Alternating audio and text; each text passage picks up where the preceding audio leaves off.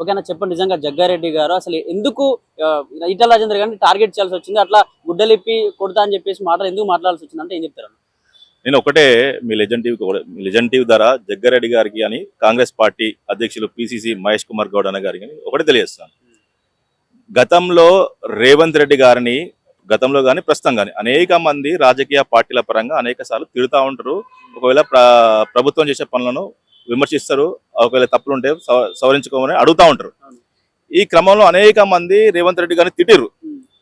రేవంత్ రెడ్డి గారిని తిట్టిన దానిలో ఎవరికైనా అవార్డు ఇవ్వాల్సి వస్తే అందులో మొట్టమొదటి అవార్డు వచ్చేదే జగ్గారెడ్డి గారికి. ఎందుకంటే గతంలో అనేక సందర్భాల్లో రేవంత్ రెడ్డి గారిని ఎమ్మెల్యే టికెట్లు అమ్ముకున్నావు, నువ్వు టీడీపీ నుంచి వచ్చి ఇలా దొంగలాగా పిసిసి ప్రెసిడెంట్ అయినవు అని చెప్పి అనేక సార్లు విమర్శించిన వ్యక్తి, అనేక సందర్భాల్లో రేవంత్ రెడ్డి గారిని ఏకవచనంతో సంబోధిస్తూ తిట్టిన వ్యక్తి జగ్గారెడ్డి గారు.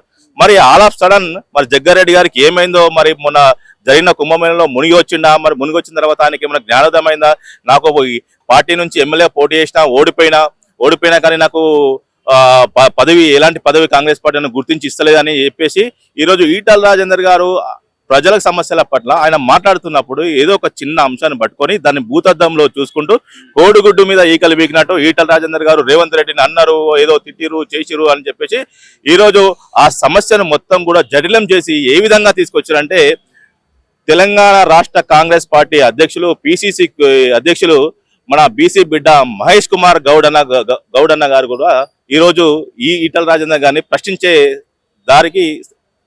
కాడికి తీసుకొచ్చిండు. ఈరోజు పిసిసి అధ్యక్షులు మహేష్ కుమార్ అన్న అంటుండు, ఈరోజు ఆయన ఈటల రాజేందర్ గారు రెడ్డియా లేకపోతే ముదిరాజా అని ప్రశ్నిస్తుండు. అంటే ఈ సందర్భం దగ్గర తీసుకొచ్చిన మొట్టమొదటి వ్యక్తి జగ్గారెడ్డి. ఇంత జడిల ఈ సమస్యను ఇంత పెద్ద చేసిన వ్యక్తి జగ్గారెడ్డి. కాబట్టి ఈరోజు మహేష్ అన్న నువ్వు జగ్గారెడ్డి మాట్లాడిన మాటలు పట్టుకొని ఈరోజు ప్రెస్ మీట్ పెట్టి ముదిరాజు నాయకుని పట్టుకొని ఈరోజు నువ్వు ముదిరాజు రెడ్డివా నువ్వు ప్రశ్నించడం ఎంతవరకు కరెక్ట్? మహేష్ అన్న, నువ్వు ఒక బీసీ బిడ్డవు, ఆయన ఒక బీసీ బిడ్డ, ఆయన ఒక బడుగు బలహీన వర్గాలకు సంబంధించిన నాయకుడు. అలాంటి వ్యక్తిని నువ్వు ముదిరాజు రెడ్డివా అంటే అది ఈటల రాజేందర్ గారిని అవమానించినట్లేదు, అది ఈటల రాజేందర్ గారి యొక్క తల్లిదండ్రులు అవమానించినట్టు ఉంది. ఎందుకంటే ఈటల రాజేందర్ యొక్క తల్లి ముదిరాజు, ఈటల రాజేందర్ యొక్క తండ్రి ముదిరాజు. ఈరోజు ముదిరాజు తల్లిదండ్రులకు పుట్టిన ఒక ముదిరాజు బిడ్డను పట్టుకొని నువ్వు రెడ్డివా అని ఏ విధంగా ప్రశ్నిస్తావు మహేష్ అన్న? ఈరోజు కాంగ్రెస్ పార్టీ ఈరోజు ముదిరాలకు ఏమైనా చేసిందా అన్న? మహేష్ కుమార్ అన్న, నువ్వు ప్రశ్నించాల్సింది ఈటల రాజేందర్ గారిని కాదు, నువ్వు ప్రశ్నించాల్సింది రాహుల్ గాంధీని ప్రశ్నించాలి. మొట్టమొదటిగా రాహుల్ గాంధీ హిందువా, లేకపోతే రాహుల్ గాంధీ ముస్లిమా, లేకపోతే రాహుల్ గాంధీ క్రిస్టియనా? మీరు ఫస్ట్ చెప్పండి, రాహుల్ గాంధీ యొక్క మతం ఏంది, రాహుల్ గాంధీ యొక్క కులం ఏంది మీరు చెప్పండి. మా ఈటల రాజేందర్ గారి మతం మీద కులం మీద మేము చెప్తాం. రాష్ట్రంలో తెలంగాణ రాష్ట్రంలో అత్యధిక జనాభా కలిగిన కులం ఈరోజు ముదిరాజు కులం.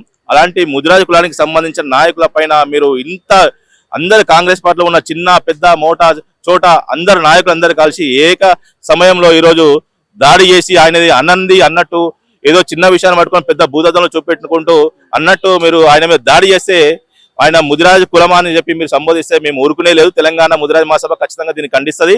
అదేవిధంగా రాబోయే రోజుల్లో మేము తెలంగాణ రాష్ట్రంలో ముదిరాజులను, అదేవిధంగా తెలంగాణ రాష్ట్రంలో ముదిరాజు విద్యార్థులను, మేధావులను, అదేవిధంగా మహిళలను, అదేవిధంగా ఉద్యోగులను అందరినీ కూడా ఏకం చేసి ఖచ్చితంగా దీనిపైన తదుపరి కార్యాచరణ అనేది ప్రకటిస్తామని సందర్భంగా తెలియజేస్తుంది. జగ్గారెడ్డి గారు నిజంగా ఎట్లాంటి పదవి లేదు, మొన్న కూడా ఓడిపోయిండు కాబట్టి ఏదైనా పదవి ఆశించి ఇట్లాంటి కావాలనే రాజేందర్ గారిని టార్గెట్ చేశారని అనుకోవచ్చా?